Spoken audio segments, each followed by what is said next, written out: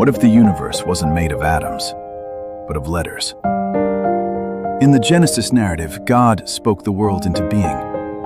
It starts with Aleph, the silent breath, the oneness of the Creator before time began. Then comes Bet, the house of creation, followed by Gimel, the camel that brings motion and the bridge between the giver and the receiver. Dalet is the door of choice. He is the breath of life, the window to the soul. And Vav? It's the hook that connects the heavens to the earth. Zion represents the struggle of time. Shet is the fence of protection. And Tet is the hidden goodness, the womb where life is formed. 9 letters, one divine typography. The code of the universe is waiting to be read. Follow for part 2.